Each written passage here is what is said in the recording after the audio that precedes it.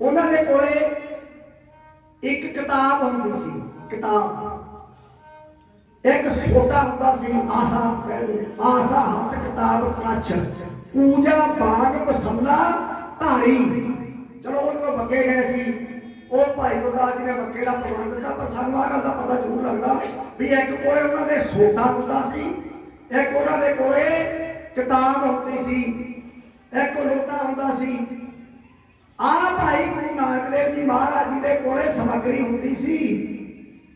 इत्थे देख लो किड्डे किड्डे बगले वाले बैठे ने, किड्डे किड्डे धन दौलत वाले बैठे ने, किड्डे किड्डे जखीरे जमा कीते ने लोगों के, किड्डियां किड्डियां जायदादां, किड्डे किड्डे बैंक बैलेंस लोगों के इकट्ठे कीते हुए ने।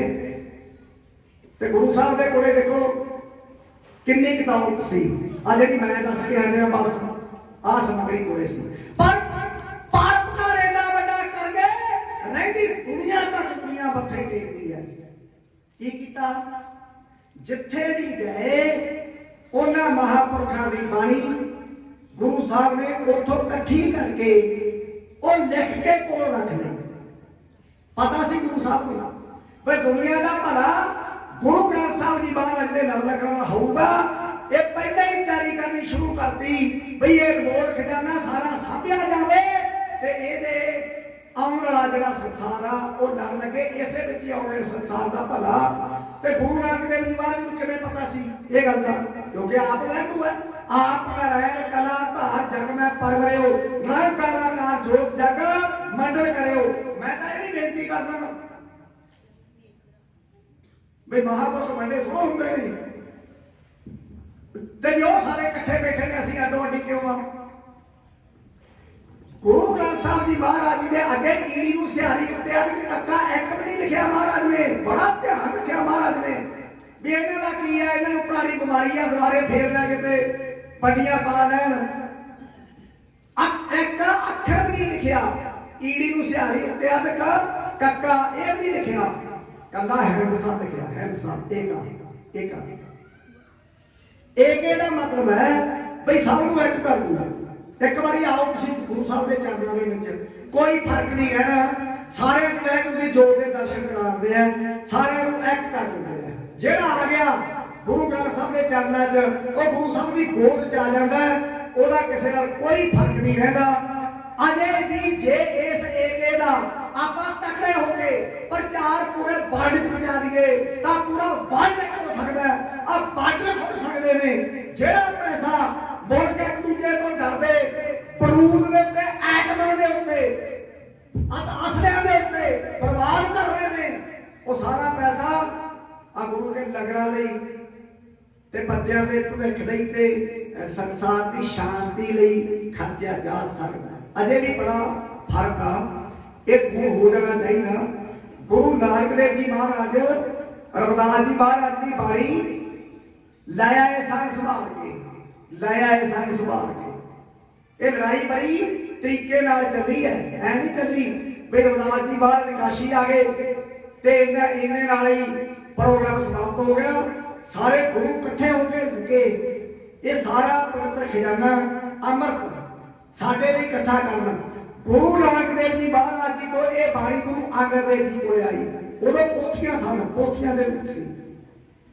गुरु अंगद देव जी महाराज को ये बाणी गुरु अमरदास जी को आई, गुरु अमरदास जी को ये बाणी गुरु रामदास जी को आई, गुरु रामदास जी महाराज को बाणी गुरु अर्जन देव जी को आई। ते गुरु अर्जन देव जी महाराज ने आपने जिन्ने पहले गुरु होए ने, पहले भगत होए ने, उन्हें सारे की बाणी बड़ी जिम्मेवारी नाल इकट्ठी करके पहली बीड़ गुरु ग्रंथ साहब की रामसर सरोवर के कंढे बह के जिथे गुरुद्वारा रामसर साहब अंमृतसर भाई गुरदास जी को बड़ी मेहनत नाल पहला देखो भगत ने आप लिखी, फिर गुरु साहब ने इकट्ठी की, फिर चुप्पी कलम भाई गुरदास ने उन्होंने हुक्म मन के गुरु ग्रंथ साहब जी की भीड़ लिखी।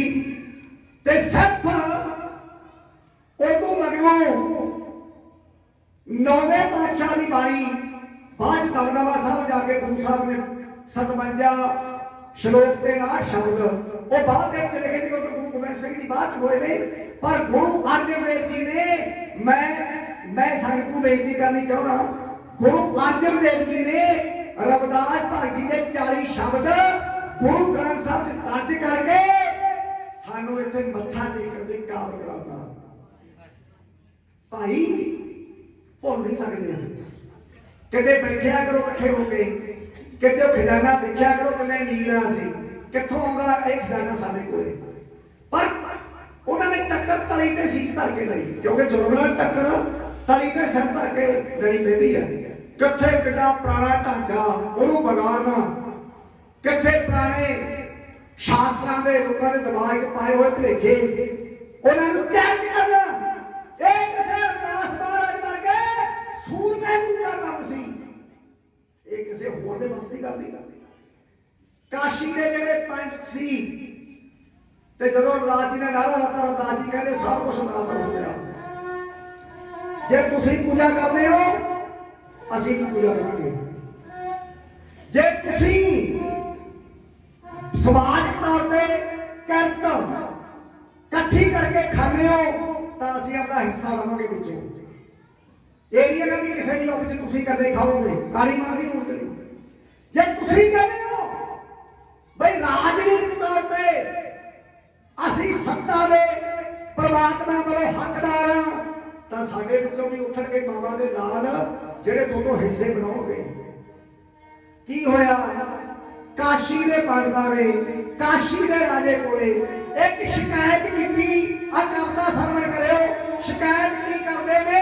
ਕਹਿੰਦੇ ਲੁੱਟੇ ਗਏ, ਪੱਟੇ ਗਏ, ਸ਼ਾਸਤਰਾਂ ਦਾ ਵਿਰੋਧ ਹੋ ਗਿਆ, ਸੰਸਕ੍ਰਿਤੀ ਤਬਾਹ ਹੋ ਗਈ। ਉਹ ਗੱਲ ਕੀ ਆਪਣੀ ਦੁਕਾਨ ਬੰਦ ਹੁੰਦੀ ਸੀ, ਗੱਲ ਤਾਂ ਇੰਨੀ ਸੀ ਬਈ ਕੰਮ ਕਰਕੇ ਖਾਣਾ ਪਊਗਾ, ਹੁਣ ਕਿਰਤ ਕਰੋ, ਨਾਮ ਜਪੋ, ਵੰਡ ਛਕੋ। ਰਵਿਦਾਸ ਜੀ ਮਹਾਰਾਜ ਨੇ ਇਹੋ ਜਿਹੇ ਹਾਲਾਤ ਪੈਦਾ ਕਰਦੇ।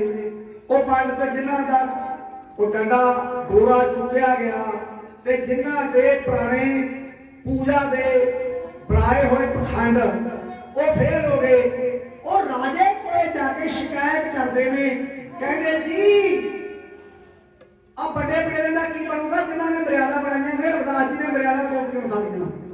ਤੇ ਉਹ ਕੀ ਕਹਿੰਦੇ ਨੇ? ਇੰਜ ਸਰਵਰ ਕਰੋ। ਉਹ ਪੰਡਤ ਕਾਸ਼ੀ ਸ਼ਹਿਰ ਦੇ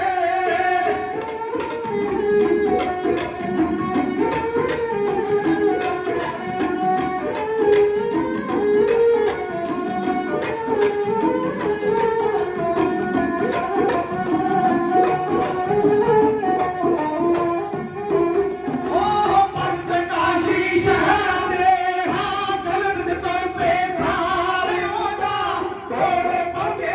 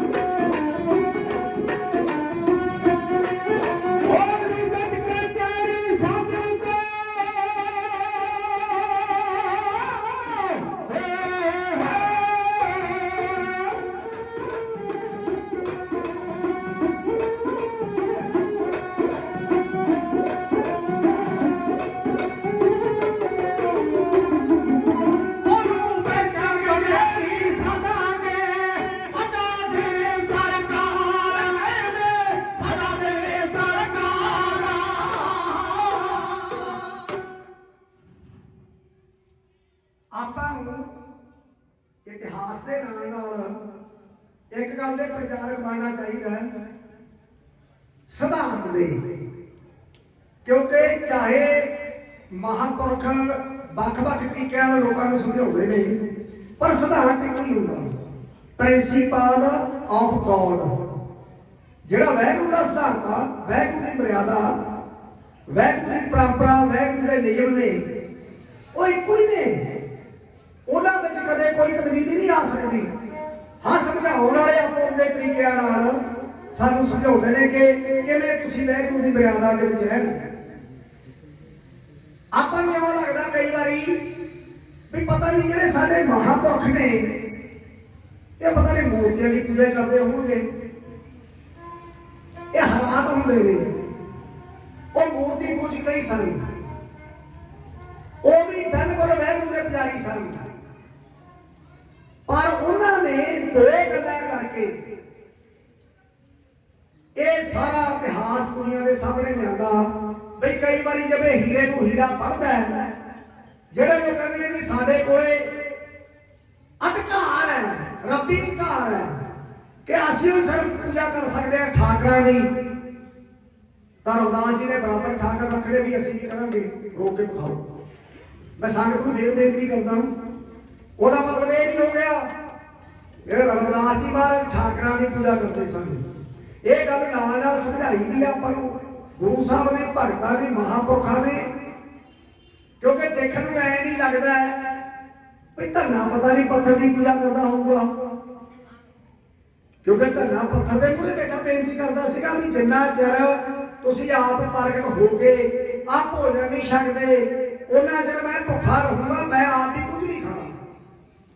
ਤੇ ਵਾਹਿਗੁਰੂ ਮਾਪਿਆਂ ਵਰਗਾ ਹੁੰਦਾ। ਮਾਪਾ ਜਿਵੇਂ ਬੱਚੇ ਤੇ ਪਿਘਲ ਜਾਂਦਾ ਹੈ, ਬੱਚੇ ਦਾ ਪਿਆਰ ਛਾਲਾ ਮਾਰਦਾ ਹੈ, ਤੇ ਉਦੋਂ ਵੀ ਹੱਥ ਕੱਢ ਕੇ ਪ੍ਰਵਾਨ ਕੀਤਾ ਵਾਹਿਗੁਰੂ ਦੇ ਸੱਚੇ ਪਾਤਸ਼ਾਹ ਨੇ। ਇਸੇ ਤਰ੍ਹਾਂ ਜਦੋਂ ਕਸੀਰਾ ਭੇਜਿਆ ਰਵਿਦਾਸ ਜੀ ਮਹਾਰਾਜ ਨੇ, ਤਾਂ ਗੱਗਾ ਨੇ ਹੱਥ ਕੱਢ ਕੇ ਭੇਟਾ ਪ੍ਰਵਾਨ ਕਰ ਲਈ। ਇਹ ਸਭ ਕੁਝ ਦੇਖਣ ਨੂੰ ਇਉਂ ਲੱਗਦਾ ਹੈ ਵੀ ਕੀ ਇਹ ਕੋਈ ਇਹ ਕੌਤਕ ਨੇ, ਇਹ ਕੋਈ ਪਰਮਾਤਮਾ ਨੂੰ ਛੱਡ ਕੇ ਕੋਈ ਹੋਰ ਅੰਧ ਵਿਸ਼ਵਾਸ ਨੇ? ਨਹੀਂ ਨਹੀਂ, ਐਸੀ ਕੋਈ ਗੱਲ ਨਹੀਂ। ਉਹ ਪੁਜਾਰੀ ਵਾਹਿਗੁਰੂ ਦੇ ਹੀ ਨੇ, ਪਰ ਉਹ ਇਹ ਦੱਸਣਾ ਚਾਹੁੰਦੇ ਨੇ ਕਿ ਅਕਾਲ ਪੁਰਖ ਪਰਮਾਤਮਾ ਦੇ ਪਿਆਰੇ ਕਈ ਤਰੀਕਿਆਂ ਦੇ ਨਾਲ ਦੁਨੀਆ ਨੂੰ ਸਮਝਾਉਂਦੇ ਨੇ ਤਾਂ ਕਿ ਏਕਾਧਿਕਾਰ ਟੁੱਟ ਜਾਵੇ ਉਹਨਾਂ ਪੁਜਾਰੀਆਂ ਦਾ, ਜਿਹੜੇ ਕਹਿੰਦੇ ਨੇ ਸਾਤੋਂ ਬਿਨਾਂ ਕੋਈ ਇੱਥੇ ਪੈਰ ਨਹੀਂ ਧਰ ਸਕਦਾ, ਨਾ ਮੰਦਰ ਚ ਵੜ ਸਕਦਾ, ਨਾ ਤੀਰਥ ਤੇ ਜਾ ਸਕਦਾ, ਨਾ ਪੂਜਾ ਪਾਠ ਕਰ ਸਕਦਾ। ਸੰਗਤ ਜੀ ਸਮਝਾਉਣ ਦਾ ਢੰਗ ਸੀ। ਬਾਕੀ ਪੂਜਾ ਤਾਂ ਉਹਨਾਂ ਨੇ ਵੀ ਉਸੇ ਵਾਹਿਗੁਰੂ ਦੀ ਕੀਤੀ ਜਿਸ ਵਾਹਿਗੁਰੂ ਦੇ ਆਪਾਂ ਨਾਲ ਲੱਗੇ ਹੋਏ ਆ। ਧੰਨਾ ਕਹਿੰਦਾ ਹੈ ਪਾਖਣ ਕੀਟ ਗੁਪਤ ਹੋਏ ਰਹਿਤਾ। ਕਹਿੰਦਾ ਸੰਗਤ ਜੀ, ਕਹਿੰਦਾ ਪੱਥਰ ਦੇ ਵਿੱਚ ਕੀੜਾ ਰਹਿੰਦਾ, ਕਹਿੰਦਾ ਮੈਂ ਪੱਥਰ ਨੂੰ ਮੱਥਾ ਨਹੀਂ ਟੇਕਿਆ, ਕਹਿੰਦਾ ਤੁਸੀਂ ਦੇਖੋ ਮੇਰੀ ਸੋਟੀ ਕਿੱਥੇ ਆ। ਪੱਥਰ ਦੇ ਵਿੱਚ ਕੀੜਾ ਰਹਿੰਦਾ ਤੇ ਕੀੜੇ ਦੇ ਵਿੱਚ ਰੱਬ ਰਹਿੰਦਾ, ਤੇ ਜਿਹੜਾ ਕੀੜੇ ਦੇ ਵਿੱਚ ਰਹਿੰਦਾ ਮੈਂ ਤਾਂ ਉਹਨੂੰ ਮੱਥਾ ਟੇਕਦਾ। ਇਹ ਗਵਾਹੀ ਹੈ ਪਾਖੜ ਕੀਟ ਗੁਪਤ ਹੋਏ ਰਹਿਤਾ ਤਾਂ ਜੋ ਮਾਰਗ ਨਹੀਂ ਕਹੇ ਧਨਾ ਪੂਰਨਤਾਹੂ ਕੋ ਮਾਤਰੇ ਜੀ ਨਹੀਂ।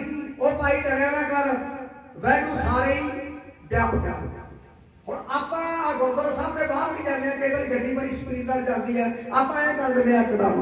ਉਹਦਾ ਮਤਲਬ ਇਹ ਨਹੀਂ ਆਪਾਂ ਕੰਧਾਂ ਨੂੰ ਮੱਥਾ ਟੇਕਦੇ ਆ। ਆਪਣੀ ਸੁਰਤੀ ਗੁਰੂ ਗ੍ਰੰਥ ਸਾਹਿਬ ਤੋਂ ਹੁੰਦੀ ਹੈ। ਇਸੇ ਕਾਰਨ ਰਵਿਦਾਸ ਜੀ ਮਹਾਰਾਜ ਨੇ ਜਿਹੜੇ ਮਰਜ਼ੀ ਕੰਮ ਵਰਤਾਏ, ਜਿੰਨੇ ਮਰਜ਼ੀ ਵਰਤਾਏ, ਉਹਨਾਂ ਨੇ ਤਾਂ ਇੰਨੇ ਵਰਤਾਏ ਤਾਰੇ ਗਿਣੇ ਜਾਤ ਹੈ ਨਾ ਤਾਰੇ ਗਿਣੇ ਜਾਤ ਹੈ। ਤਾਰੇ ਗਿਣੇ ਜਾਣਗੇ ਕੋਈ ਸਾਇੰਟਿਸਟ ਤਾਰੇ ਗਿਣ ਦੂ, ਉਹ ਤਾਂ ਚੱਲ ਗਿਣ ਦੂ ਸਾਇੰਸ, ਪਰ ਜਿੰਨੇ ਰਵਿਦਾਸ ਮਹਾਰਾਜ ਨੇ ਤਾਰੇ ਨੇ ਉਹ ਨਹੀਂ ਗਿਣੇ ਜਾ ਸਕਦੇ। ਹੁਣ ਗੱਲ ਚੱਲ ਰਹੀ ਹੈ ਵੀ ਪੰਡਤਾਂ ਨੇ ਬੜਾ ਗੁੱਸਾ ਕੀਤਾ ਜੀ, ਮਰਿਆਦਾ ਤੋੜਤੀ। ਸਾਡੇ ਕੋਲ ਅਧਿਕਾਰ ਸੀ ਮੰਦਰਾਂ 'ਚ ਜਾਣ ਦਾ, ਇਹਨਾਂ ਨੇ ਵੀ ਮੰਦਰ ਬਣਾ ਲਏ। ਸਾਡੇ ਕੋਲ ਅਧਿਕਾਰ ਸੀ ਅੰਦਰ ਮੂਰਤੀਆਂ ਰੱਖਣ ਦਾ, ਇਹਨਾਂ ਨੇ ਵੀ ਰੱਖ ਲਈਆਂ। ਤੇ ਸਾਡੇ ਕੋਲ ਅਧਿਕਾਰ ਸੀ ਪੂਜਾ ਕਰਾਉਣ ਦਾ, ਇਹਨਾਂ ਨੂੰ ਵੀ ਦੁਨੀਆ ਮੱਥੇ ਟੇਕਦੀ ਹੈ। ਤੇ ਕੀ ਬਣੂਗਾ ਮਨੂ ਸਮਰਤੀ ਦਾ, ਤੇ ਕੀ ਬਣੂਗਾ ਸਾਡੀ ਪੂਜਾ ਦਾ? ਰੌਲਾ ਤਾਂ ਪੂਜਾ ਦਾ ਸੀ, ਬਹੁਤੀ ਗੱਲ ਤਾਂ ਵਿੱਚੋਂ ਦਾ ਗੱਲ ਆ ਸੀ, ਰੌਲਾ ਤਾਂ ਪੂਜਾ ਦਾ ਸੀ ਬਈ ਪੂਜਾ ਬੰਦ ਹੋਊਗੀ। ਸੰਗਤ ਜੀ ਉਦੋਂ ਨਾ ਚਲੋ ਰਵਿਦਾਸ ਬਾਲ ਜੀ ਦਾ ਸਮਾਂ ਸੀ, ਉਦੋਂ ਕੋਈ ਇੱਕ ਰਾਜਾ ਨਹੀਂ ਸੀ, ਆਪਾਂ ਕਹੀਏ ਵੀ ਇੱਕ ਹੀ ਰਾਜਾ ਸੀ ਇੱਥੇ। ਉਦੋਂ ਇਲਾਕਿਆਂ ਵਿੱਚ ਵੀ ਆਪੋ ਆਪਦਾ ਰਾਜ ਹੁੰਦਾ ਸੀਗਾ, ਕਿਉਂਕਿ ਕਾਸ਼ੀ ਦੇ ਵਿੱਚ ਜਿਹੜੇ ਰਾਜੇ ਕੋਲੇ ਸ਼ਿਕਾਇਤ ਹੋਈ ਨਾ ਪੰਡਤਾਂ ਵੱਲੋਂ, ਉਹ ਰਾਜਾ ਕਾਸ਼ੀ ਦਾ ਨਵਾਬ ਸੀ, ਕਾਸ਼ੀ ਦਾ ਬਨਾਰਸ ਦਾ, ਪਰ ਸੀਗਾ ਮੁਸਲਮਾਨ। ਇੱਕ ਹੋਰ ਵੀ ਸੀ ਰਾਜਾ ਨਾਗਰਵਾਲ, ਉਹ ਹਿੰਦੂ ਸੀ। ਇਹ ਰਾਜਾ ਜਿਹਦੇ ਕੋਲੇ ਪੰਡਤ ਗਏ ਨੇ ਅੱਜ ਸ਼ਿਕਾਇਤ ਕਰਨ, ਇਹ ਮੁਸਲਮਾਨ ਸੀ। ਤੇ ਗੱਲ ਇੰਨੀ ਉਹਨਾਂ ਨੇ ਕੀਤੀ, ਕਹਿੰਦੇ ਜੀ ਦੇਖੋ ਸਾਡਾ ਫਰਜ਼ ਬਣਦਾ ਸਰਕਾਰ ਕੋਲ ਆ ਕੇ ਫਰਿਆਦ ਕਰਨ ਦਾ, ਕਿਉਂਕਿ ਤੁਸੀਂ ਸਾਡੀ ਫਰਿਆਦ ਸੁਣਨੀ ਆ ਹਿੰਦੁਸਤਾਨ ਦੀ ਮਰਿਆਦਾ ਭੰਗ ਹੋ ਗਈ ਜੀ। ਰਵਿਦਾਸ ਜੀ ਮਹਾਰਾਜ ਨੇ ਸਾਰੀਆਂ ਰੀਤਾਂ ਤੋੜਤੀਆਂ, ਸਾਰੀ ਦੁਨੀਆ ਨੂੰ ਹੱਕ ਦੇਣਾ ਪੂਜਾ ਕਰਨ ਦਾ, ਅਸੀਂ ਸਹਿਣ ਨਹੀਂ ਕਰ ਸਕਦੇ, ਤੁਸੀਂ ਸਾਡੀ ਮਦਦ ਕਰੋ। ਇਹ ਜਿਹੜੇ ਮੁਸਲਮਾਨ ਨੇ ਨਾ, ਇਹ ਬੁੱਤ ਪੂਜਾ ਦੇ ਖਿਲਾਫ ਨੇ ਬਹੁਤ, ਇਹ ਬੁੱਤ ਪੂਜਾ ਨਹੀਂ ਕਰਦੇ ਨੇ। ਉਹ ਰਾਜਾ ਮੁਸਲਮਾਨ ਸੀ, ਉਹ ਕਹਿੰਦਾ ਚਲੋ ਬੜਾ ਵਧੀਆ ਦਿਲਚਸਪ ਜਿਹਾ ਮਾਮਲਾ ਆ ਗਿਆ ਮੇਰੇ ਕੋਲੇ, ਵੀ ਮੈਂ ਦੇਖਣਾ ਚਾਹੁੰਦਾ ਵੀ ਕੀ ਇਹ ਬੁੱਤ ਨੇ ਜਿਹੜੇ ਇਹਨਾਂ ਦੇ ਵਿੱਚ ਵੀ ਰੱਬ ਵਸਦਾ ਹੈ, ਹੋ ਸਕਦੀ ਹੈ ਕਹਿੰਦੇ ਵੀ ਇਹਨਾਂ ਵਿੱਚ ਪ੍ਰਮਾਤਮਾ ਬਿਰਾਜਮਾਨ ਹੈ। ਉਹਦੀ ਵੀ ਦਿਲਚਸਪੀ ਹੋਗੀ। ਉਹ ਕਹਿੰਦਾ ਠੀਕ ਹੈ, ਅਸੀਂ ਉਹ ਸਤਿਕਾਰ ਕਰਦੀ ਸੀ ਸੰਗਤ ਰਵਿਦਾਸ ਜੀ ਮਹਾਰਾਜ ਦਾ ਬਹੁਤ, ਕਿਉਂਕਿ ਪਤਾ ਲੱਗਿਆ ਨਾ ਚਰਚਾ ਹੋ ਗਈ ਸੀ ਬਹੁਤ ਜ਼ਿਆਦਾ, ਸਭ ਨੂੰ ਪਤਾ ਲੱਗ ਗਿਆ ਸੀ। ਸਾਰੀ ਦੁਨੀਆ ਸਾਰੇ ਵਰਗਾਂ ਦੇ ਧਰਮਾਂ ਦੇ ਲੋਕ ਉੱਥੇ ਕਤਾਰਾਂ ਬਣ ਕੇ ਦਰਸ਼ਨ ਕਰਨ ਨੂੰ ਉਡੀਕਦੇ ਹੁੰਦੇ ਸੀ।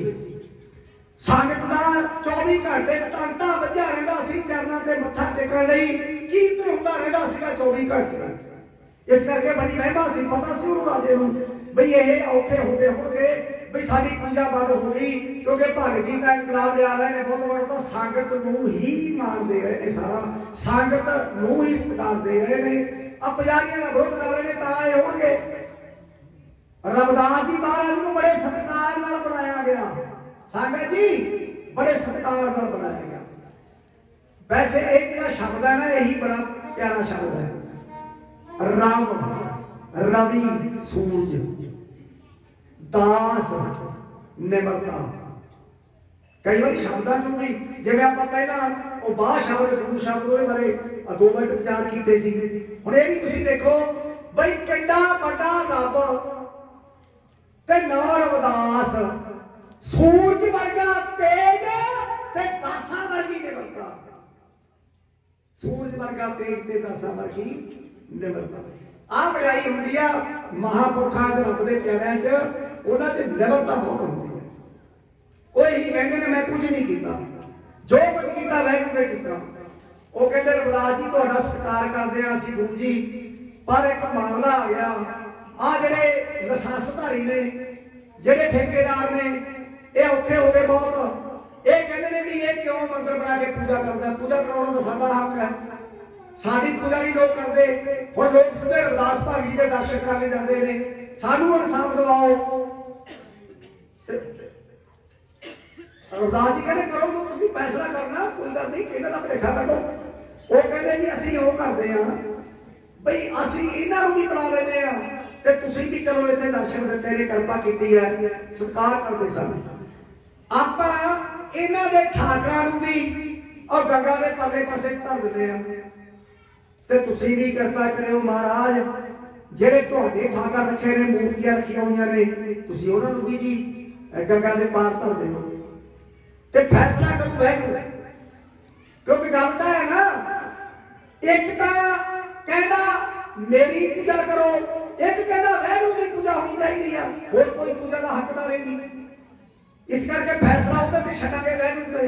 ਇਹ ਇਹਨਾਂ ਤੇ ਵਾਹਿਗੁਰੂ ਖੁਸ਼ ਹੈ ਜਿਹੜੇ ਦੁਨੀਆ ਨੂੰ ਜਾਤਾਂ ਪਾਤਾਂ 'ਚ ਵੰਡ ਕੇ ਰੱਬ ਦੇ ਬੰਦਿਆਂ ਨੂੰ ਸਤਾ ਰਹੇ ਨੇ, ਅਤਿਆਚਾਰ ਕਰ ਰਹੇ ਨੇ, ਜ਼ੁਲਮ ਕਰ ਰਹੇ ਨੇ। ਜਾਂ ਵਾਹਿਗੁਰੂ ਇਸ ਰੱਬ ਦੇ ਪਿਆਰੇ ਤੇ ਖੁਸ਼ ਆ ਜਿਹੜਾ ਕਹਿੰਦਾ ਭਾਈ ਸਾਰਿਆਂ 'ਚ ਵਾਹਿਗੁਰੂ ਦੀ ਜੋਤ ਹੈ। जल की भीत पवन का फटा, रक्त मूल का काला, हाथ मांस नारी को पिंजर, पाठी बसा बेचारा। वो कहते भाई चाहे महिला चैन वाले का शरीर होवे, हो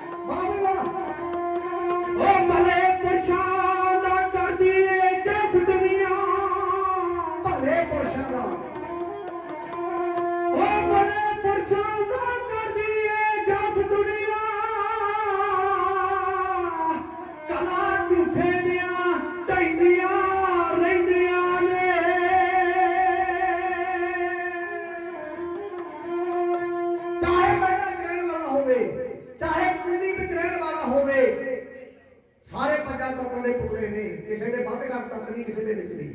ਚਾਹੇ ਵਿਗਿਆਨ ਲਾਬੋਰਟਰੀਆਂ 'ਚ ਜੋ ਮਰਜ਼ੀ ਤਿਲ ਲਾਵੇ, ਹੋਰ ਖੋਜਾਂ ਹੋ ਜਾਣ, ਰਿਸਰਚਾਂ ਹੋ ਜਾਣ, ਆ ਵਿਗਿਆਨ ਹੋਰ ਹੈਰਾਨ ਕਰ ਦੇਣ ਵਾਲੀਆਂ ਖੋਜਾਂ ਦੁਨੀਆ ਦੇ ਸਾਹਮਣੇ ਲੈ ਆਵੇ, ਹਰ ਸਰੀਰ ਪੰਜਾਂ ਤੱਤਾਂ ਨਾਲ ਚੱਲੂਗਾ। ਕੋਈ ਸਰੀਰ ਇੱਕ ਤੱਤ ਮਾਈਨਸ ਕਰਕੇ ਚਾਰ ਤੱਤਾਂ ਨਾਲ ਨਹੀਂ ਚੱਲ ਸਕਦਾ। ਤੇ ਫਿਰ ਫਰਕ ਕੀ ਹੋਇਆ? ਸਾਰੇ ਪੰਜਾਂ ਤੱਤਾਂ ਦੇ ਬਣਾਏ ਨੇ। ਪੰਜ ਤੱਤ ਨਾਲ ਦੇਹੀ ਕਾ ਕਾਰਾ, ਘੱਟ ਵੱਧ ਕੋ ਕਰੇ ਵਿਚਾਰਾ। ਰਵਿਦਾਸ ਜੀ ਕਹਿੰਦੇ ਠੀਕ ਹੈ, ਵੈਗੂ ਫੈਸਲਾ ਕਰੇਗਾ, ਤੁਸੀਂ ਕਰੋ। ਆ ਜਿਹੜਾ ਇਹ ਨਿਰਣਾ ਕਰਨਾ ਚਾਹੁੰਦੇ ਹੋ, ਪ੍ਰੀਖਿਆ ਲੈਣੀ ਚਾਹੁੰਦੇ ਹੋ, ਤੁਸੀਂ ਇਹ ਆਪਦਾ ਕਾਰੋਬਾਰ ਕਾਰਜ ਇਹ ਕਰੋ, ਸਾਨੂੰ ਕੋਈ ਇਤਰਾਜ਼ ਨਹੀਂ। ਹੁਣ ਉਹਨਾਂ ਨੂੰ ਵੀ ਕਹਿੰਦਾ ਤੁਸੀਂ ਆਪਦੇ ਠਾਕਰ ਲਿਆਓ, ਗੁਰੂ ਸਾਹਿਬ ਨੂੰ ਵੀ ਕਹਿੰਦਾ ਵੀ ਤੁਸੀਂ ਆਪਦੇ ਠਾਕਰ ਲਿਆਓ। ਫੈਸਲਾ ਕਰੂਗਾ ਕੌਣ? ਕਰੂਗਾ ਜਿਹੜਾ ਲਾਜ ਰੱਖਦਾ ਆ ਭਗਤਾਂ ਦੀ। ਹਰ ਜੁਗ ਜੁਗ ਭਗਤੋਂ ਪਾਇਆ, ਪੈਜ ਰੱਖਦਾ ਆ ਰਾਮ ਰਾਜੇ।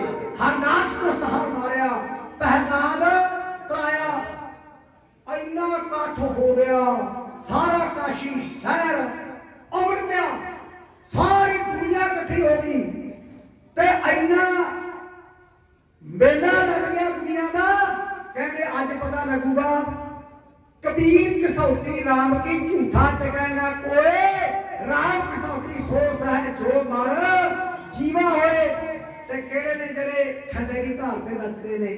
ਕਿਹੜੇ ਨੇ ਜਿਹੜੇ ਸੂਈ ਦੇ ਨੱਕੇ ਵਿੱਚ ਨਹੀਂ ਲਗਾ ਦਿੰਦੇ ਨੇ ਸਾਰੀ ਦੁਨੀਆ ਨੂੰ?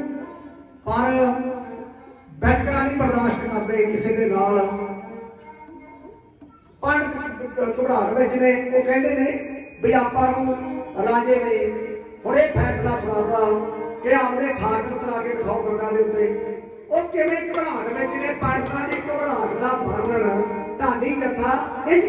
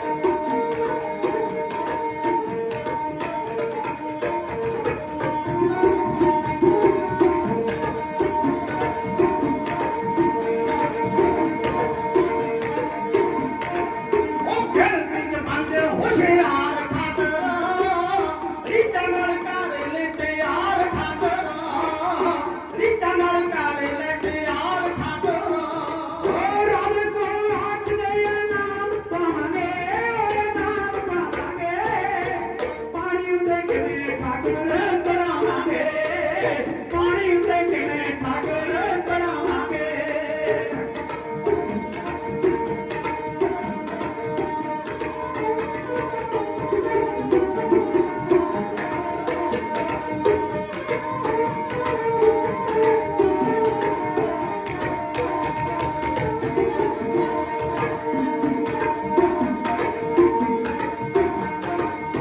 ਆਟੇ ਦੀ ਠਾਕਰ ਸੀ ਆਖੇ ਲੱਗੇ ਮੱਛੀਆਂ ਨੂੰ ਜੀਤ ਉਹ ਤਾਂ ਮਸਾ ਲੱਭਣੇ ਮੱਛੀਆਂ ਨੂੰ ਜੀਤ ਉਹ ਤਾਂ ਮਸਾ ਲੱਭਣੇ ਓਏ ਸੋਹਣੇ ਅਸੀਂ ਅੱਗੇ ਬਾਹਰ ਤਾਂ ਬਣਾਵਾਂਗੇ ਉਹ ਬਾਹਰ ਤਾਂ ਬਣਾਵਾਂਗੇ ਪਾਣੀ ਉੱਤੇ ਕਿਵੇਂ ਠਾਕਰ ਕਰਾਵਾਂਗੇ ਪਾਣੀ ਉੱਤੇ ਕਿਵੇਂ ਠਾਕਰ ਕਰਾਵਾਂਗੇ ਪਾਣੀ ਉੱਤੇ ਕਿਵੇਂ ਠਾਕਰ ਕਰਾਵਾਂਗੇ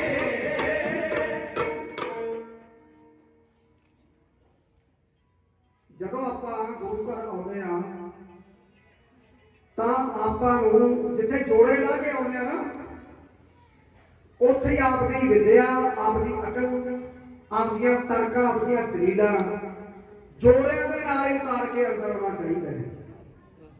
ਇੱਥੇ ਸਿਰਫ ਆਉਂਦੀ ਆ ਅੰਦਰ ਪ੍ਰੇਮ ਭਾਵਨਾ ਸਾਰਾ ਇਤਿਹਾਸ ਪ੍ਰੇਮ ਭਾਵਨਾ ਦੇ ਆਲੇ ਦੁਆਲੇ ਘੁੰਮਦਾ ਹੈ।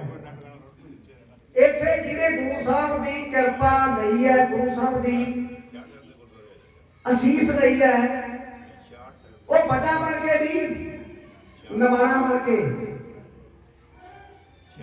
ਇੱਕ ਤਾਂ ਜਿਹੜਾ ਸਿੱਖੀ ਦਾ ਪਹਿਲਾ ਲੈਸਨ ਹੈ ਉਹਦੇ ਚ ਮੈਂ ਨਹੀਂ ਉਹਦੇ ਚ ਮੈਂ ਨਹੀਂ ਤੇ ਜਿਹੜਾ ਮੈਂ ਕਹਿੰਦਾ ਉਹ ਸਿੱਖੀ ਦਾ ਪਹਿਲਾ ਲੈਸਨ ਹੀ ਭੁੱਲ ਜਾਂਦਾ ਹੈ। ਇੱਕ ਸਿੱਖੀ ਦੇ ਵਿੱਚ ਦਲੀਲ ਨਹੀਂ ਕੋਈ ਵੀ ਤੁਸੀਂ ਉਹ ਦੱਸੋ ਗੁਰੂ ਗ੍ਰੰਥ ਸਾਹਿਬ ਜੀ ਵਿੱਚ ਤਾਂ ਚਮਤਕਾਰਾਂ ਦੀਆਂ ਕੌਤਕਾਂ ਦੀਆਂ ਰੱਬ ਦੀ ਲੀਲਾ ਦੀਆਂ ਗੱਲਾਂ ਨੇ ਸਾਰੀਆਂ ਦੱਸੋ ਅਸੀਂ ਕੀ ਦਲੀਲ ਦਿਆਂਗੇ। ਦੇਖੋ ਵਾਹਿਗੁਰੂ ਨੇ ਪੰਜ ਤੱਤ ਇਕੱਠੇ ਕੀਤੇ ਉਸ ਇੰਜੀਨੀਅਰ ਨੇ ਤੇ ਪੰਜਾਂ ਦਾ ਆ ਮਨੁੱਖ ਬਣਾਤਾ ਆ ਸਰੀਰ ਬਣਾਤਾ ਇਹ ਸਰੀਰ ਦੀ ਰਚਨਾ ਪੰਜਾਂ ਤੱਤਾਂ ਤੋਂ ਕਰਤੀ। ਹੁਣ ਮੈਂ ਬੇਨਤੀ ਕਰਦਾ ਬਈ ਤੁਸੀਂ ਕਿਸੇ ਲੈਬੋਰਟਰੀ ਦੇ ਵਿੱਚ ਇਹ ਪੰਜ ਤੱਤ ਇਕੱਠੇ ਕਰਕੇ ਵਿਖਾਓ ਪ੍ਰਯੋਗ ਦੇ ਵਿੱਚ ਪੰਜ ਤੱਤ ਇਕੱਠੇ ਕਰਕੇ ਵਿਖਾਓ ਇਹ ਪੰਜੇ ਇੱਕ ਦੂਜੇ ਦੇ ਉਲਟ ਸੁਭਾਅ ਵਾਲੇ ਨੇ। ਰੱਬ ਦੇ ਘਰੇ ਪੜਾਈਆਂ ਨਹੀਂ ਰੱਬ ਦੇ ਘਰੇ ਕੌਤਕ ਨੇ ਉਹ ਪਤਾ ਨਹੀਂ ਕਿਹੜਾ ਕੌਤਕ ਵਰਤਾਰ ਨੇ ਅਸੀਂ ਖੁਦ ਰੱਬ ਦਾ ਇੱਕ ਕੌਤਕ ਆ। ਅੱਗ ਪਾਣੀ ਹਵਾ ਧਰਤੀ ਆਕਾਸ਼ ਪੰਜੇ ਇੱਕ ਦੂਜੇ ਦੇ ਉਲਟ ਸੁਭਾਅ ਵਾਲੇ ਨੇ ਤੇ ਪੰਜੇ ਸਾਡੇ ਸਰੀਰ 'ਚ ਇਕੱਠੇ ਕਰਦੇ ਬਹਿ ਗਏ ਨੇ। ਪੰਜ ਤੱਤ ਮਿਲਦੇ ਹੀ ਕਰਾਂ ਤੇ ਪੰਜਾਂ ਤੱਤਾਂ ਨੂੰ ਇਕੱਠੇ ਕਰਕੇ ਉਹਨਾਂ ਦੇ ਵਿੱਚ ਆਪ ਦੀ ਜੋਤ ਰੱਖਤੀ ਆਪ ਵਿੱਚ ਬਰਾਜਮਾਨ ਹੋ ਗਿਆ ਆਪ ਸਾਡੇ ਅੰਦਰ ਬਰਾਜਮਾਨ ਹੋ ਗਿਆ।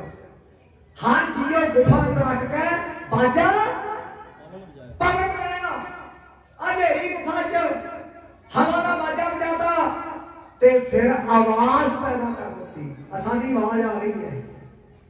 ਕੌਣ ਆ ਉਹ ਸਾਇੰਸਦਾਨ ਕੌਣ ਆ ਉਹ ਕਲਾਕਾਰ ਤੇ ਜਿਹਨੇ ਇੰਨੀ ਸੋਹਣੀ ਆਵਾਜ਼ ਸਾਡੇ ਅੰਦਰੋਂ ਪੈਦਾ ਕਰ ਦਿੱਤੀ ਉਹਦੀ ਹਵਾ ਨਾਲ ਤੇ ਸਾਡਾ ਜਿਹੜਾ ਗਾਣਾ ਹੈ ਇਹਦੇ ਵਿੱਚ ਉਹ ਮਸ਼ੀਨਾਂ ਫਿੱਟ ਕਰਦੀਆਂ ਉਹ ਆਵਾਜ਼ ਤਾਂਤੂ ਫਿੱਟ ਕਰਦੇ ਕਿੰਨੀ ਸੋਹਣੀ ਆਵਾਜ਼ ਆ ਰਹੀ ਹੈ ਤੇ ਸਾਨੂੰ ਆਪਦੀ ਗੱਲ ਦੂਜੇ ਤੱਕ ਪਹੁੰਚਾਉਣ ਲਈ ਸ਼ਬਦ ਬਣਾਉਣ ਵਾਸਤੇ ਜੀਭ ਦੇ ਦਿੱਤੀ। ਦੇਖੋ ਅੰਦਰੋਂ ਕਦੀ ਆਵਾਜ਼ ਆਉਂਦੀ ਹੈ ਜਦੋਂ ਜੀਭ ਤੇ ਆਉਂਦੀ ਹੈ ਤਾਂ ਸ਼ਬਦ ਬਣ ਰਹੇ ਨੇ ਚਾਹੇ ਸਤਿਨਾਮ ਕਹਿ ਲਓ ਚਾਹੇ ਵਾਹਿਗੁਰੂ ਕਹਿ ਲਓ ਚਾਹੇ ਧੰਨ ਗੁਰੂ ਰਵਿਦਾਸ ਕਹਿ ਲਓ ਤਾਂ ਹੀ ਕਹਿੰਦੇ ਆ। ਤੇ ਜੇ ਅੰਦਰੋਂ ਆਵਾਜ਼ ਆਉਂਦੀ ਹੈ ਤੇ ਆ ਜ਼ਬਾਨ ਇਹ ਸ਼ਬਦ ਬਣਾ ਰਹੀ ਹੈ। ਹੁਣ ਮੈਨੂੰ ਐ ਦੱਸੋ ਇੱਥੇ ਕੋਈ ਪੜ੍ਹਿਆ ਲਿਖਿਆ ਕੀ ਕਰੂਗਾ।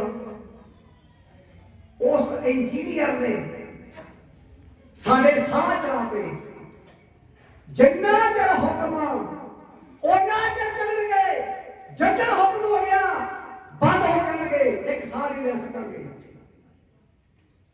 ਬੋਲਤੀ ਬੰਦ ਹੋ ਜਾਊਗੀ, ਇੱਕ ਸਾਹ ਨਹੀਂ ਲੈ ਸਕਾਂਗੇ। ਆਪਾਂ ਕਿਸੇ ਦੁਕਾਨਦਾਰ ਨੂੰ ਜਾ ਕੇ ਕਹਿ ਦੋ ਮੇਰੀ ਸਾਰੀ ਜ਼ਮੀਨ ਚੁੱਕ ਲਾ, ਆਹ ਰਜਿਸਟਰੀ ਤੇਰੇ ਮੂਹਰੇ ਪਈ ਆ, ਮੈਂ ਸਾਰੀ ਜਾਇਦਾਦ ਤੈਨੂੰ ਦੇ ਦਿੰਦਾ। ਜਦੋਂ ਮੇਰੇ ਸਾਹ ਮੁੱਕਣ ਲੱਗਣਗੇ ਮੈਨੂੰ ਇੱਕ ਸਾਹ ਹੋਰ ਦੇ ਦੀ। ਹੈ ਕੋਈ ਮਾਈ ਦਾ ਮਨ? ਇਸ ਕਰਕੇ ਇੱਥੇ ਪੜ੍ਹਾਈਆਂ ਨਹੀਂ ਦਿਖਾਉਣੀਆਂ ਚਾਹੀਦੀਆਂ, ਇੱਥੇ ਮੱਥਾ ਹੀ ਟੇਕਣਾ ਚਾਹੀਦਾ। ਆ ਦੇਖੋ ਕਿੰਨਾ ਇਮਤਿਹਾਨ ਸਾਡੀ ਖਾਤਰ ਰਵਿਦਾਸ ਮਹਾਰਾਜ ਨੂੰ ਪਿਆ। ਕਹਿੰਦੇ ਸਾਨੂੰ ਵਿਖਾਓ ਵੀ ਰੱਬ ਕੀ ਕਰ ਸਕਦਾ ਹੈ, ਸਾਨੂੰ ਵਿਖਾਓ ਵੀ ਅੱਜ ਦੇ ਤੁਹਾਡੇ ਠਾਕਰ ਨੇ ਇਹਨਾਂ 'ਚ ਕਿਵੇਂ ਪ੍ਰਮਾਤਮਾ ਵਸਦਾ ਹੈ। ਇਹ ਪੰਡਤ ਕਹਿੰਦੇ ਨੇ ਵੀ ਸਾਡੀ ਭਗਤੀ ਸੱਚੀ ਆ, ਨਤਾਰਾ ਕਰੋ ਇਸ ਗੱਲ ਦਾ। ਹੁਣ ਦੇਖੋ ਹੰਕਾਰ ਨੇ ਹਾਰਨਾ, ਨਿਮਰਤਾ ਨੇ ਜਿੱਤਣਾ।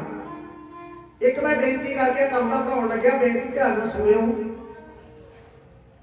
ਜਦੋਂ ਆਪਾਂ ਗੁਰਦੁਆਰੇ ਪਹਿਲੇ ਦਿਨ ਆਏ ਸੀ, ਆਪਾਂ ਨੂੰ ਕੌਣ ਲੈ ਕੇ ਆਇਆ ਸੀ? ਆਪਣੀ ਮਾਂ। ਆਪਾਂ ਨੂੰ ਚੇਤੇ ਆ? ਆਪਾਂ ਨੂੰ ਚੇਤੇ ਵੀ ਨਹੀਂ, ਕਿਉਂਕਿ ਛੋਟੇ ਸੀ। ਹੁਣ ਵੀ ਮਾਵਾਂ ਲੈ ਕੇ ਆਈਆਂ ਨੇ, ਨਿੱਕੇ ਨਿੱਕੇ ਬੱਚੇ ਛੋਟੇ ਛੋਟੇ ਆਏ ਹੋਏ ਦੇ ਨਾਲ। ਆਪਾਂ ਨੂੰ ਪਹਿਲੇ ਦਿਨ ਆਪਣੀ ਮਾਂ ਗੁਰਦੁਆਰੇ ਲੈ ਕੇ ਆਈ ਸੀ। ਉਹ ਕਹਿੰਦੀ ਪੁੱਤ ਮੈਂ ਤੈਨੂੰ ਕੱਲਾ ਜਨਮ ਨਹੀਂ ਦਿੱਤਾ, ਮੈਂ ਤੈਨੂੰ ਕਰਮ ਵੀ ਦੇ ਰਹੀ ਆ, ਤੇ ਤੈਂ ਮੱਥਾ ਗੁਰੂ ਗ੍ਰੰਥ ਸਾਹਿਬ ਨੂੰ ਟੇਕਿਆ ਕਰਨਾ। ਅੱਜ ਤੇਰੀ ਮਾਂ ਨੇ ਪਹਿਲੇ ਦਿਨ ਤੈਨੂੰ ਮੱਥਾ ਟਿਕਾਤਾ। ਪੁੱਤਰਾ ਇਹਨੂੰ ਛੱਡ ਕੇ ਕਿਤੇ ਮੱਥਾ ਨਾ ਟੇਕੀ, ਤੇਰਾ ਮੱਥਾ ਇਹਦੇ ਅੱਗੇ ਟਿਕਣਾ ਚਾਹੀਦਾ। ਆਪਣੀ ਗਰਦਨ ਫੜ ਕੇ ਥੱਲੇ ਸਰ ਲਾ ਕੇ ਸਾਡੀ ਮਾਂ ਨੇ ਪਵਿੱਤਰ ਹੱਥਾਂ ਦੇ ਨਾਲ ਸਾਡਾ ਮੱਥਾ ਟਿਕਾਇਆ ਸ਼ਬਦ ਗੁਰੂ ਦੇ ਅੱਗੇ। ਉਸ ਤੋਂ ਬਾਅਦ ਆਪਾਂ ਲਗਾਤਾਰ ਗੁਰੂ ਗ੍ਰੰਥ ਸਾਹਿਬ ਨੂੰ ਮੱਥਾ ਟੇਕਦੇ ਆ ਰਹੇ ਆ। ਆਪਾਂ ਲੱਖਾਂ ਵਾਰੀ ਗੁਰੂ ਗ੍ਰੰਥ ਸਾਹਿਬ ਨੂੰ ਮੱਥਾ ਟੇਕਦਾ। ਆਪਾਂ ਨੂੰ ਆਪ ਨੂੰ ਵੀ ਯਾਦ ਰਿਹਾ ਮੈਂ ਕਿੰਨੀ ਵਾਰੀ ਗੁਰੂ ਗ੍ਰੰਥ ਸਾਹਿਬ ਨੂੰ ਮੱਥਾ ਟੇਕਦਾ। ਪਰ ਸੰਗਤ ਜੀ ਮੈਂ ਇੱਕ ਬੇਨਤੀ ਕਰਦਾ ਬਈ ਚਾਹੇ ਸਾਰੀ ਉਮਰ ਅਸੀਂ ਮੱਥੇ ਟੇਕਦੇ ਰਹੇ, ਜੇ ਗੁਰੂ ਗ੍ਰੰਥ ਸਾਹਿਬ ਤੇ ਜਾਂ ਬਾਣੀ ਤੇ ਕਿਸੇ ਨੂੰ ਸ਼ੱਕ ਪੈ ਗਈ, ਸਾਰੀ ਉਮਰ ਦਾ ਮੱਥਾ ਟੇਕਿਆ ਫੇਰ ਹੋ ਗਿਆ। ਉਹ ਤਾਂ ਫਿਰ ਇੱਕ ਵਾਰੀ ਵੀ ਨਹੀਂ ਟੇਕਿਆ। ਜੇ ਐ ਕਹਤਾ ਆਹ ਗੱਲ ਕਿਉਂ ਹੋ ਗਈ, ਆਹ ਕੌਤਕ ਕਿਵੇਂ ਹੋ ਗਿਆ? ਭਾਈ ਰੱਬ ਕੁਛ ਵੀ ਕਰ ਸਕਦਾ ਆਪਣੇ ਭਗਤਾਂ ਦੀ ਪੈਰ ਰੱਖਣ ਵਾਸਤੇ। ਆ ਬਾਣੀ ਦਾ ਚਮਤਕਾਰ, ਰੱਬ ਦਾ ਚਮਤਕਾਰ ਕਿਤੇ ਨਹੀਂ ਬਣ ਸਕਦਾ। ਸੋ ਇਸ ਕਰਕੇ ਸੁਣਿਓ ਕੀ ਹੋਇਆ। ਝੂਠ ਭੱਜ ਗਿਆ, ਸੱਚ ਜਿੱਤ ਗਿਆ। ਕਿਵੇਂ ਜਿੱਤਿਆ? ਮੈਂ ਤੁਹਾਨੂੰ ਪਹਿਲਾਂ ਇੱਕ ਸ਼ਬਦ ਵਰਤਿਆ ਸੀ ਬਈ ਪੰਡਤ ਘਬਰਾ ਗਏ। ਝੂਠੇ ਦੇ ਘਬਰਾਉਣਾ ਹੀ ਆ, ਕਿਉਂਕਿ ਭਰੀ ਕਚਹਿਰੀ ਦੇ ਵਿੱਚ ਲਿਖੇ ਹੋਣਗੇ ਕਚਹਿਰੀ ਦੀ ਰੱਬ ਦੀ, ਜਿੱਥੇ ਖੁਦ ਰਵਿਦਾਸ ਮਹਾਰਾਜ ਜੀ ਗੁਰੂ ਮਹਾਰਾਜ ਬਿਰਾਜਮਾਨ ਹੋਣ ਸਾਹਮਣੇ। ਸੂਰਜ ਦੇ ਸਾਹਮਣੇ ਤਾਰੇ ਕਿੱਥੇ ਰਹਿੰਦੇ ਨੇ? ਸਮਾਂ ਰੋਕ ਹੋ ਜਾਂਦੇ ਨੇ ਜਦੋਂ ਸੂਰਜ ਚੜ੍ਹਦਾ। ਪੰਡਤ ਕਹਿੰਦੇ ਕਿਵੇਂ ਕਰੀਏ, ਕਿਉਂਕਿ ਪੱਥਰ ਦਾ ਸੁਭਾਅ ਇਹ ਪਾਣੀ 'ਚ ਡੁੱਬ ਜਾਂਦਾ ਹੈ। ਪੱਥਰ ਪਾਣੀ 'ਚ ਡੁੱਬ ਜਾਂਦਾ, ਪੱਥਰ ਕਿੱਥੇ ਤਰਦੇ ਨੇ? ਪ੍ਰਭ ਭਾਵੇਂ ਤਾਂ ਪੱਥਰ ਤਰਾਵੇ, ਪਰ ਇਹ ਵੀ ਗੱਲ ਨਾ ਜੋ ਉਹ ਭਾਵੇਂ ਉਹਨੂੰ ਪੱਥਰ 'ਚ ਤਰ ਜਾਂਦੇ ਨੇ। ਕਹਿੰਦੇ ਚਲੋ ਇਹੋ ਕਰਦੇ ਆ, ਪਤਾ ਤਾਂ ਆਪਾਂ ਨੂੰ ਹੈਗਾ ਹੀ ਆ ਵੀ ਜਿੱਤ ਤਾਂ ਗੁਰੂ ਰਵਿਦਾਸ ਜੀ ਮਹਾਰਾਜ ਦੀ ਹੋਣੀ ਆ। ਚਲੋ ਹੁਣ ਮੈਂ ਭੱਜ ਕੇ ਜਾਈਏ ਕਿੱਥੇ? ਆਪਾਂ ਇਹੋ ਕਰਦੇ ਆ, ਆਪਾਂ ਰੂਮ ਦੇ ਆਲੇ ਦੁਆਲੇ ਆਟਾ ਲਾ ਕੇ ਆਟੇ ਦੇ ਪੇੜੇ ਦੇ ਬਣਾ ਲੈ, ਨਾਲ ਰੂਮ ਲਾ ਲਈ। ਚਲੋ ਕਹਿੰਦੇ ਆਪਾਂ ਇਹ ਛੱਡ ਜਾਾਂਗੇ ਗੰਗਾ ਦੇ ਵਿੱਚ, ਤੇ ਇਸ ਕਰਕੇ ਇਹ ਹੌਲਾ ਇਹ ਤਰਜੂ। ਪਰ ਰੱਬ ਨੇ ਡੋਬਣਾ, ਪਰਮਾਤਮਾ ਨੇ ਧਰਮ ਦੀ, ਨੇਕੀ ਦੀ, ਵਾਹਿਗੁਰੂ ਦੀ, ਆਪ ਦੀ, ਸੰਗਤ ਦੀ, ਆਪਦੇ ਪਿਆਰਿਆਂ ਦੀ ਹਮੇਸ਼ਾ ਜਿੱਤ ਕਰਾਈ ਹੈ। ਇਸ ਧਰਤੀ ਤੇ ਸਭ ਝੰਡੇ ਪੱਟੇ ਗਏ ਹੰਕਾਰੀਆਂ ਦੇ। ਇਹ ਧਰਤੀ ਦੇ ਉੱਤੇ ਸੰਤਾਂ, ਭਗਤਾਂ, ਬ੍ਰਹਮ ਗਿਆਨੀਆਂ ਦੇ ਝੰਡੇ ਝੁੱਲ ਰਹੇ ਨੇ, ਸਦਾ ਹੀ ਝੁੱਲਦੇ ਰਹਿਣਗੇ। ਉਹ ਆਟੇ ਦੇ ਬਣਾ ਰਹੇ ਉਹ ਠਾਕੁਰ, ਸਾਰੀ ਦੁਨੀਆ ਦੇਖਦੀ ਆ, ਪੂਰਾ ਕਾਸ਼ੀ ਸ਼ਹਿਰ ਦੇਖਦਾ, ਵੱਡੇ ਵੱਡੇ ਸਿਆਣੇ ਵਿਦਵਾਨ ਉੱਥੇ ਇਕੱਠੇ ਹੋਏ ਨੇ, ਰਾਜਾ ਆਪ ਬੈਠਾ, ਸਾਰੀ ਦੁਨੀਆ ਦੇਖਦੀ ਆ।